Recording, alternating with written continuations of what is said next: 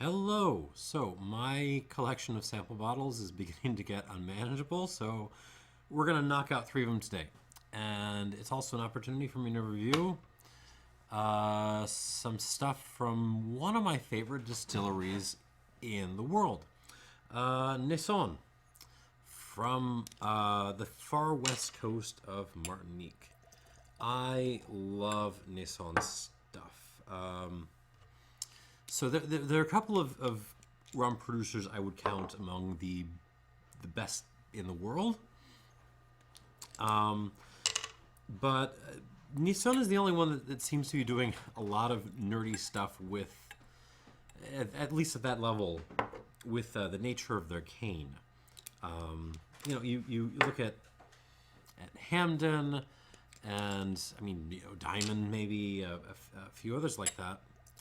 And wow, I love their rums, but are they doing nerdy stuff like introducing organic farming to their cane? Are they playing around with new varietals?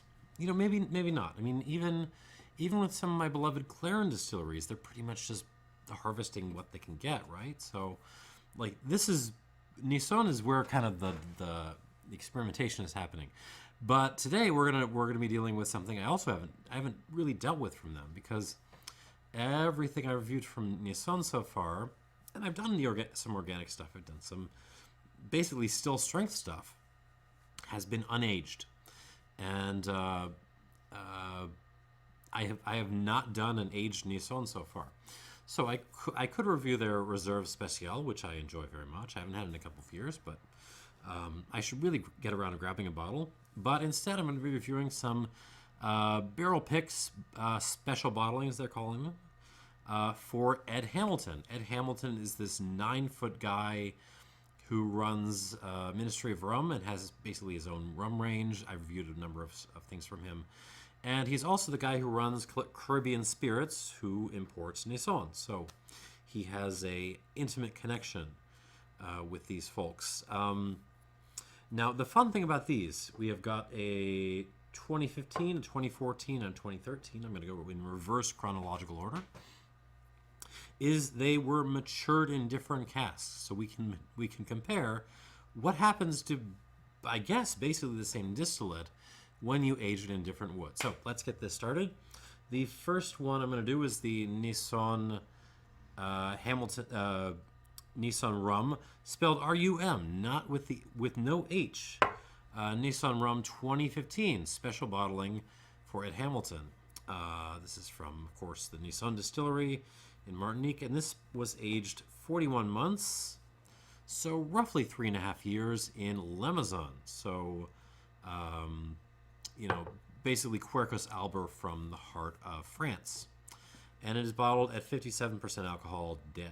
All right, let's see what we got on the nose here.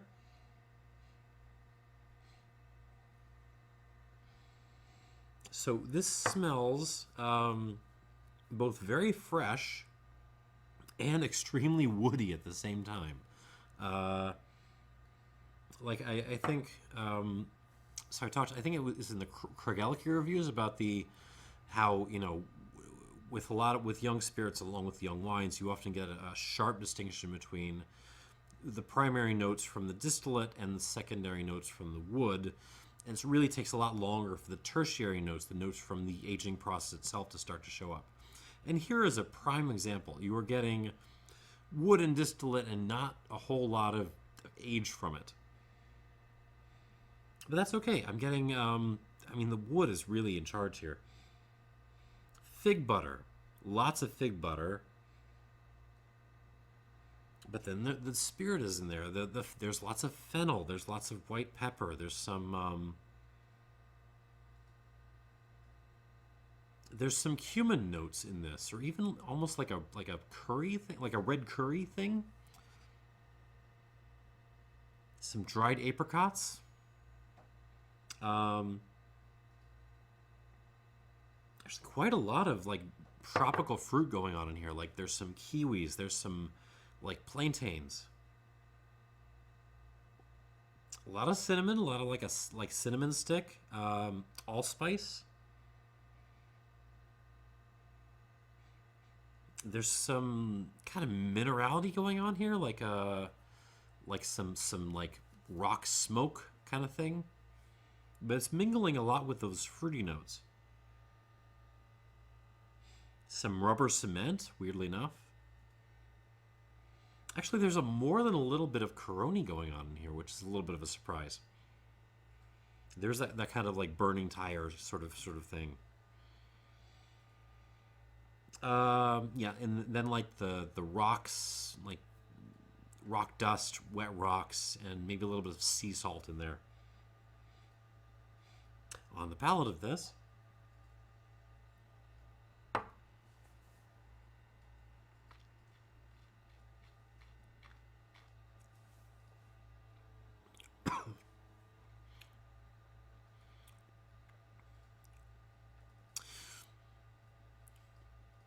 again, it's very young, it's very fresh, but at the same time, there is a lot of wood on this. Excuse me. So we're getting like a lot of coffee notes, like Seattle style coffee with a lot of Sumatra thrown in there. Um, but it's almost, but then it's very briny at the same time. So you're making your sort of Seattle style Starbucksy dark roast coffee, but you're gonna make it with some seawater, if that makes sense. Um, what else we got? There's some tea notes. There's some like over stewed English breakfast tea, black pepper, almost like a Werther's original note. Um, Fennel, dried cherry.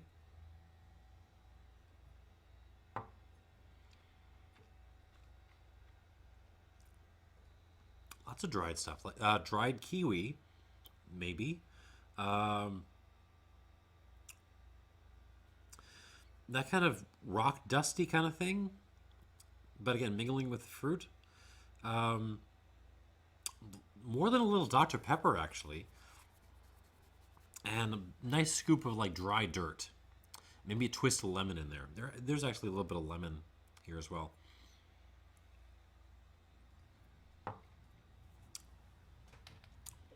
Nice, real nice. Not, again, not super complex, not showing the notes you would expect from long age, but I'm enjoying it.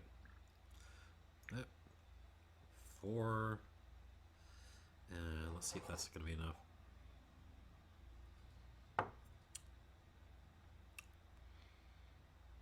It's like 4.5. Okay, moving on to the Neisson Rum with no H.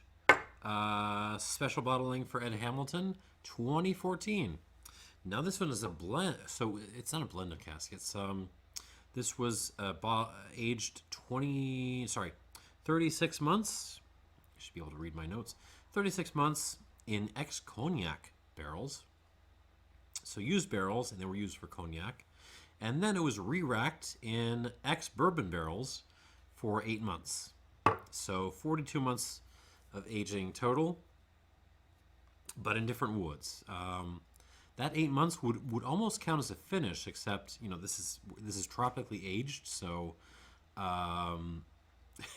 finishes are much more powerful when it's that hot down there. Okay, and this is bottled at 51% alcohol by volume. Here we go. On the nose. So the reason I'm going in reverse order is the 13 is entirely bourbon barrel, and I'm expecting this to have the most wood on it. So, but we'll see. All right, back to the 14 though. On the nose. Ooh. Very different on the nose. I mean, I'm still getting fennel, actually. Lots of rocks.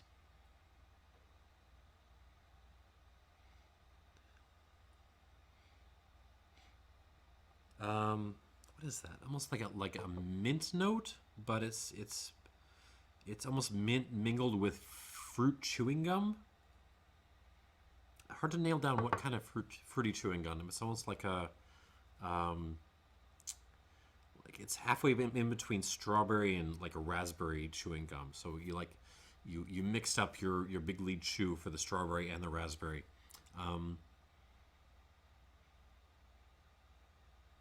You know what? Actually, you know what this smells? This smells like Dickel. This smells like George Dickel bourbon. It's got the Flintstones vitamin kind of minerally fruity thing that mingles.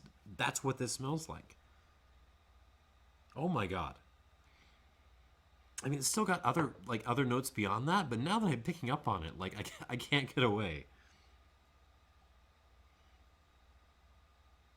Yes, it's George Dickel with a lot of fennel, the minty thing.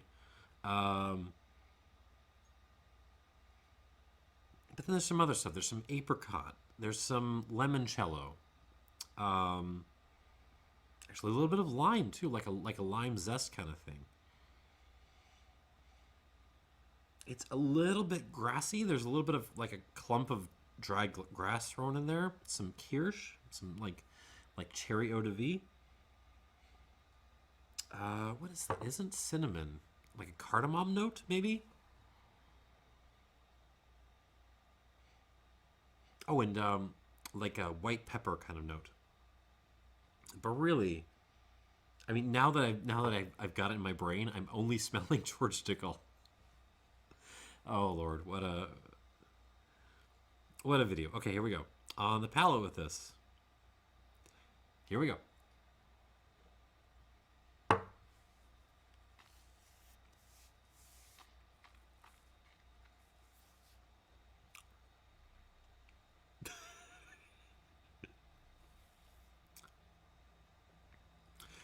Yeah, I mean, it's extremely Dickel. I don't know how it got like this.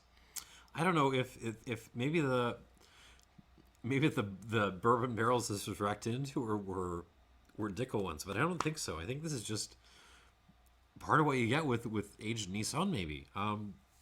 Wow. Okay, so we're getting that crazy like fruity minerality thing, the Flintstones vitamin you get with George Dickel whiskey. Beyond that, there's a little bit of a briny note that definitely the Dr Pepper, the fennel stuff I was getting. All right, I'm gonna look beyond the Dickel. Yeah, okay, here we go. Cinnamon, cardamom, a little bit of ginger. There's like a basil thing, some old chewing gum. On the palate, I wasn't getting a whole lot of floral action on the nose, but on the palate, it's actually very floral. Um, Overstewed breakfast tea again. Maybe like a shot of espresso in there, like some coffee notes, and that little hint of like rubbery stuff on the back end again.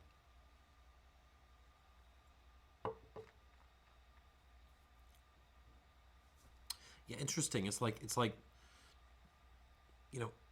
herbaceous Dr Peppery George Dickel with a little bit of nod towards Coroni. It's extremely funny. This I'm enjoying it. All right, let's give this a squirt of water and we'll come back to it. Okay, that should be about right.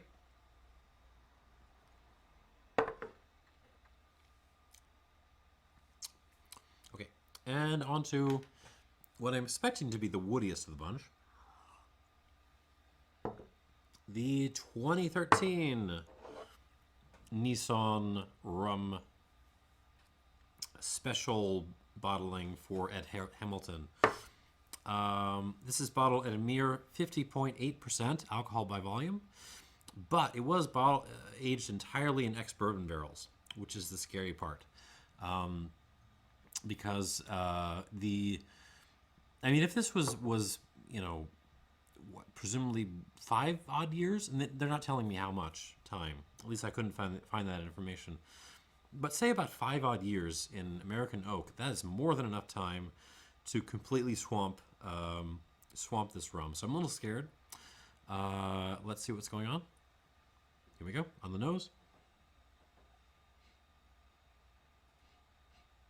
Okay, so I've said in the past that bourbon barrel or American oak aged agricole rum presents like either rye heavy bourbons or barely legal corn heavy ryes. They just have that kind of, American oak meets a little bit of herbaceous green stuff kind of character to them. And that's basically what this is doing. It's a little bit closed, actually, but it kind of smells like a rye heavy bourbon. A lot of dried cherry, some kirsch in there, vanilla. But then there is that fennel note, which is kind of picking it up.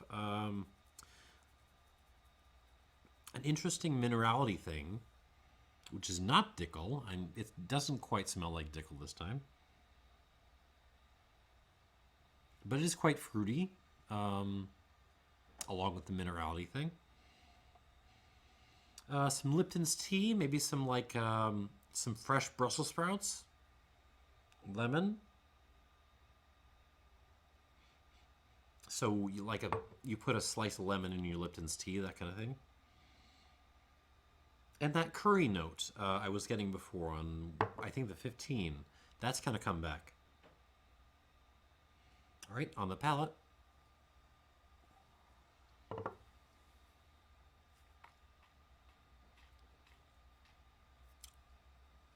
Oh, okay. So it got kind of dickily again on me. So Flintstones vitamins, fennel, again. Yeah, it's just like there's lots of like fruity rocks kind of things going on. Strawberry rocks, if that makes sense. Cherry, like all kinds of different cherries. There's kirsch, there's fresh cherries, there's dried cherries. There's lots of cherries. Ground pepper.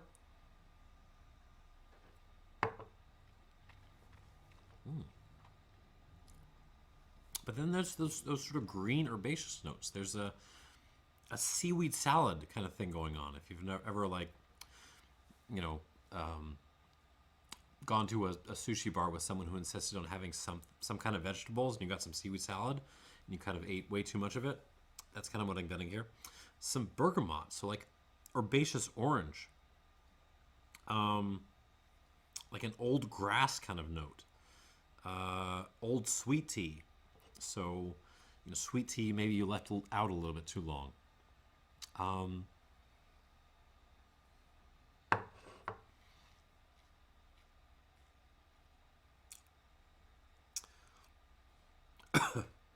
that's mostly it. I mean, again,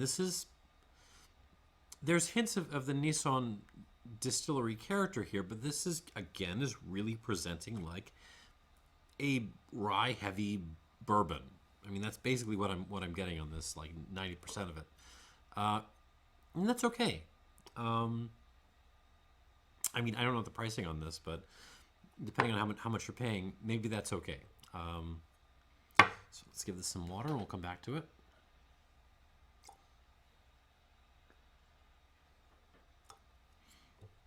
It's actually kind of fun to have this wood comparison, especially between like the first one and the last one, because the last one leans bourbony but not quite, and the first one leans almost Armagnac-y but not quite. So that's pretty fun. And then the 14 is just its own kind of weird sort of thing. All right, but let's get back into this. Back to the Neisson 15. This is the Limousin oak one. Now with some water. So it gets more peppery, a little bit more herbaceous, and actually there's like a strawberry cherry syrup thing that starts to come out a little bit, which I appreciate.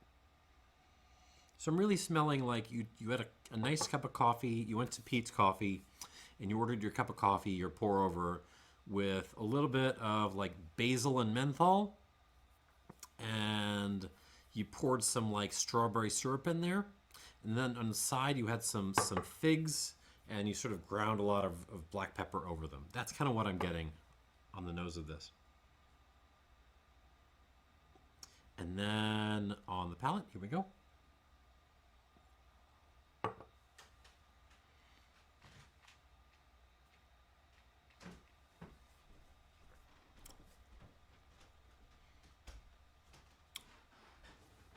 So again, on the palate, mostly the same. It gets a little bit more peppery, and the mouthfeel and the finish improve just a little bit. It gets a little bit more substantial. And actually, a little bit of that George Dickel note is starting to come out now, even in the Limousin oak one.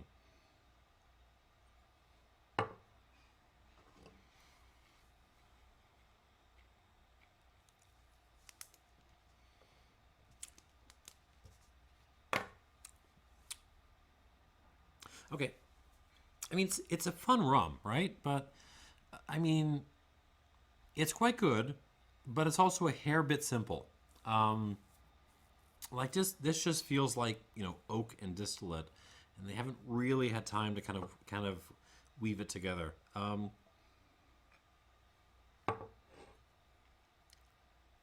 It's nice. I'm cool with it. It's good.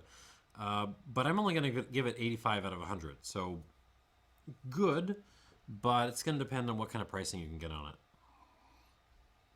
it. Fun. Okay. Moving on to the Neisson Rum 2014. Again, ex-Cognac, and then re-racked in ex-bourbon. Now, except this time with some water in it. Here we go. Ooh. So it got much more floral with water, almost potpourri-like, but nice. A little bit more like grassy and citric. I'm getting some, and I'm getting some honey tea notes, and a lot more pepper on the nose this time. That's kind of cool. Okay, on the palate, here we go.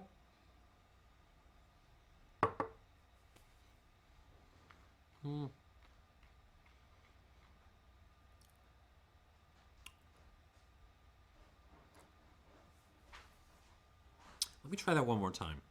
I'm not, It feels, this is a little weird. It feels a little, it's still good, but it feels a little bit disjointed. Here we go.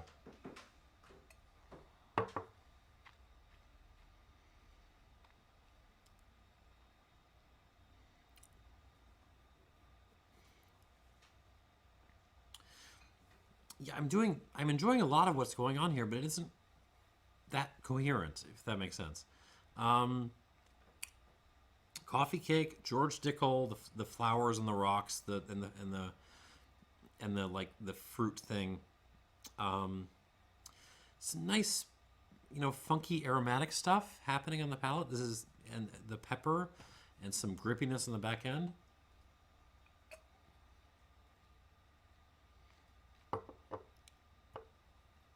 Gotta say though, I would go with the 15. I'm gonna give this 84 out of 100. So still good, but I would go at this point. If they were the same price, I would go with the 15. And in general, it's going to depend on the price you can get on these things. Okay, and let us try the 2013 one more time. Now with water. I didn't actually taste this after I added water, so I hope I got it right. Here we go.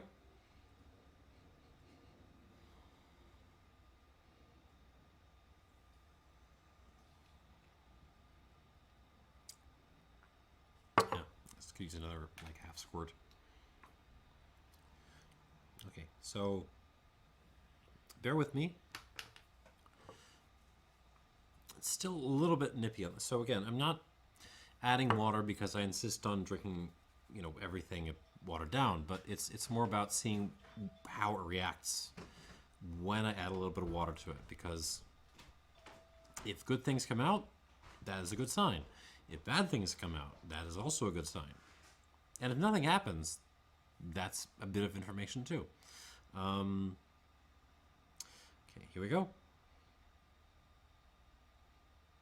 On the nose, the 2013 actually gets even more bourbony than it was before. I mean, this could be... It's got that green note and some of those kind of, fennel floral things. And that little twist of lemon thing going on, but those really, I mean, that's not out of the realm of like bourboniness for me. This could be some like weird Four Roses recipe I haven't had before. That's kind of what I'm smelling. I would get tripped up in the blind. I absolutely would. Okay, here we go. Let's try it on the palate.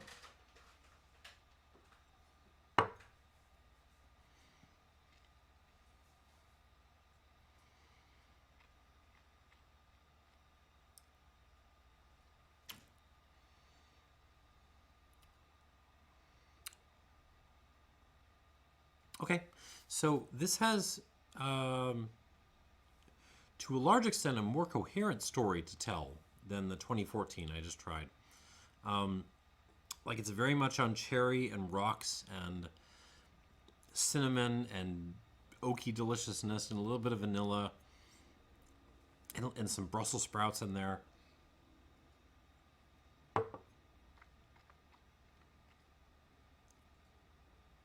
But yeah, it's not actually, when you get down to it, it's not actually that much more interesting.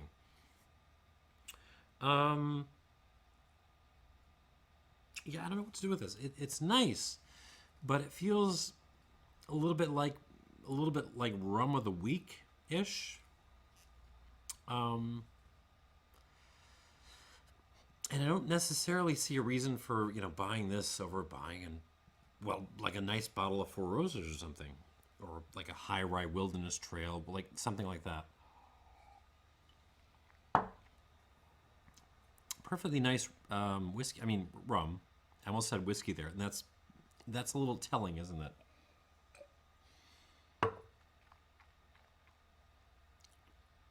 Perfectly nice rum, but again, I'm only going to give it 84 points out of 100.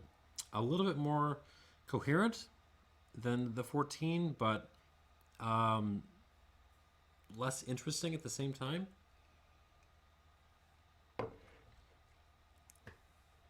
Yeah. And that's the lineup. So the Neisson Hamilton 2015 wins the flight. This is an 85 out of 100. And the other two, the 2014 and 2013, are 84s. Well worth a shot if you can get them at a reasonable price. And that's the video. Thanks for watching, and cheers.